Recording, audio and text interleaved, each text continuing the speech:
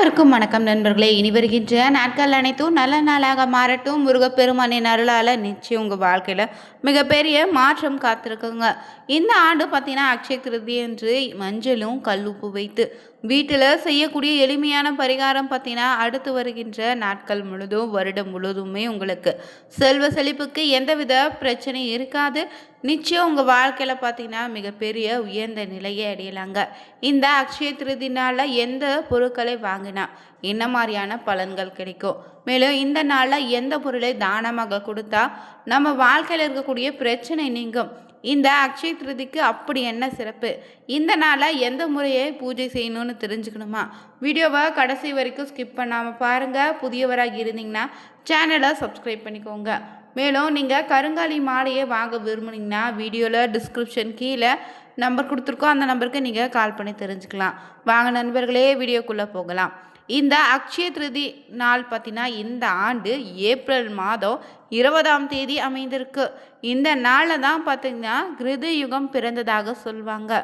கங்கை பூமியை முதல்ல அக்ஷய திருதி தினத்தன்று தொட்டதாகவும் சொல்லப்படுது. குறிப்பாக இந்த நாளில் தாங்க அக்ஷய திருதி என்று ஐஸ்வர்யலட்சுமி தானியலட்சுமி அவதாரங்கள் நிகழ்ந்ததாக சொல்வாங்க. குபேரர் நிதி கலசங்களை பெற்றதும் இந்த நாள் தான். சிவபெருமானிடம் அன்னபூரணியிடம் பிச்சாண்டனராக வந்து யாசகம் பெற்றதும் இந்த தினத்துல தாங்க. பராசக்தியின் ஒரு அம்சமான சகம்பரி தேவி இந்த உலகில் காய்கறியும் மூலிகை செடியும் உருவாக்கியதுன்னு இந்த நாளில் சொல்லப்படுது. மேலும் இந்த நாளில் விஷ்ணுவின் 6வது அவதாரமான பரசுராமர் அவதாரம் நிகழ்ந்த நாளாக சொல்லப்படுதுங்க. இந்த நாளில் பார்த்தீங்கன்னா ரொம்பவே சிறப்பாக அமைய போகுது. இந்த நாளில் எந்தெந்த பொருட்களை தானமாக கொடுக்கணும்னு தெரிஞ்சுக்கலாங்க. அட்சய திருதினா செல்வத்தையும் அதிர்ஷ்டத்தையும் பெருக்குவதற்கு நம்ம வாழ்க்கையில் ஒரு முறை ஆண்டில் அமையக்கூடிய நாளுங்க. இந்த நாளை சில பொருட்களை தானமாக செய்வது நமக்கான அதிர்ஷ்டத்தை ஏற்படுத்துங்க, துரதிர்ஷ்டத்தை நீக்கணும்னு சொல்லுவாங்க. அந்த பொருட்களை தானம் செய்தாலே வீட்டில் நிச்சயம் செல்வம் குறைந்து லட்சுமி தேவியின் கோபத்துக்கு ஆளாக நேரிடும். மேலும் இந்த நாளில் என்னென்ன பொருட்களை தானமாக கொடுக்கலான்னு தெரிஞ்சுக்கலாங்க. அக்ஷய திருதி இந்த ஆண்டு பார்த்தீங்கன்னா ஏப்ரல் 20ஆம் தேதி திங்கக்கிழமையில் அமைந்திருக்கு. அதனால் சில பொருட்களை அளித்தா செல்வம் பெருகுன்னு சொல்லுவாங்க, அதிர்ஷ்டம் உண்டாகுன்னு சொல்லுவாங்க.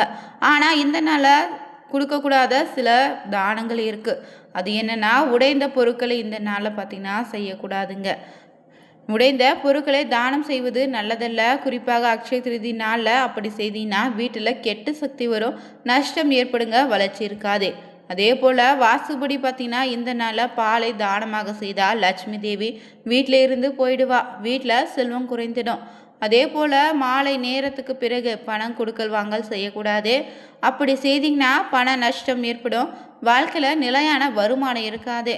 அதே போல் இந்த நாளில் கூர்மையான பொருட்களை தானம் செய்வதால் குடும்பத்தில் பார்த்தீங்கன்னா மிகப்பெரிய கருத்து வேறுபாடு உண்டாகும். இந்த நாளில் தங்கமாகினால்தான் வீட்டில் செல்வம் பெருகணும்னு நம்புறீங்க. ஆனால் தங்கமாக முடியாதவங்க வேறு ஏதாவது தானம் செய்யலாம். ஏழைகளுக்கு உணவு கொடுக்கலாம், துணிமணிகளை தானமாக புதிதாக கொடுக்கலாம், புத்தகங்களை கொடுக்கலாங்க. எது கொடுத்தாலும் மனதார கொடுங்க. அக்ஷய திருதினால் செய்யக்கூடிய தானம் நிச்சயம் உங்கள் வாழ்க்கையில் மகிழ்ச்சியை கொடுத்துடுங்க.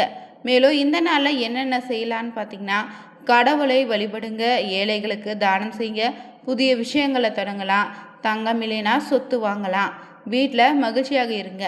அதே போல் இந்த நாளில் செய்யக்கூடாத சில முக்கிய விஷயம் என்னென்னா கெட்ட வார்த்தைகளை பயன்படுத்தக்கூடாது, யாரிடமும் சண்டை போடாதீங்க, பொய் சொல்லாதீங்க, கெட்ட எண்ணங்கள் இருக்கக்கூடாது, உடைந்த பொருட்களை தானமாக கொடுக்காதீங்க.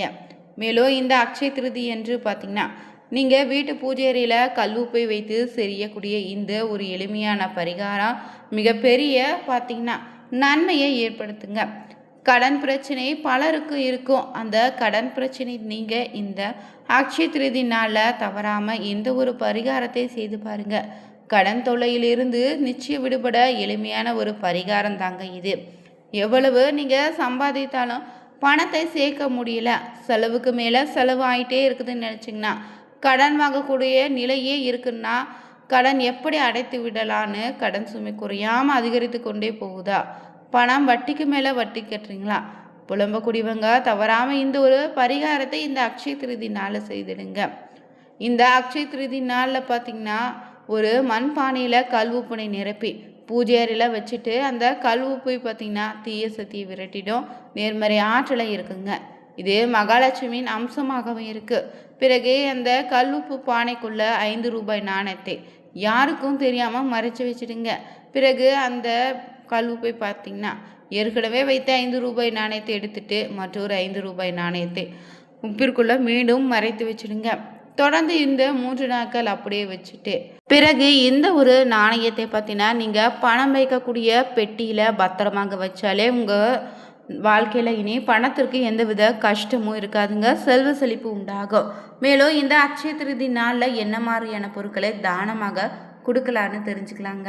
இந்த அக்ஷய திருதி நாள் பார்த்திங்கன்னா தானங்கள் அளிக்க ரொம்பவே சிறப்பான நாளுங்க. இதனால் நம்ம வாழ்க்கையில் செல்வம் பெருகும். இந்த நாளில் அன்னதானம் செய்திங்கன்னா நம்முடைய பரம்பரையில் 3 தலைமுறைக்கு உணவு பஞ்சம் ஏற்படாது. குறிப்பாக தயிர் சாதத்தை தானமாக கொடுத்தீங்கன்னா ரொம்ப நல்லது. ஆடையை தானமாக செய்தாலும் நல்லது. கூடையே தானமாக செய்தீங்கன்னா பித்திருக்களுடைய ஆசை கிடைக்கும். இல்லாதவங்களுக்கு இந்த நாளில் சிறிது தங்கம் தானமாக செய்தால் உங்களுக்கு பல மடங்கு தங்கம் சேருங்க.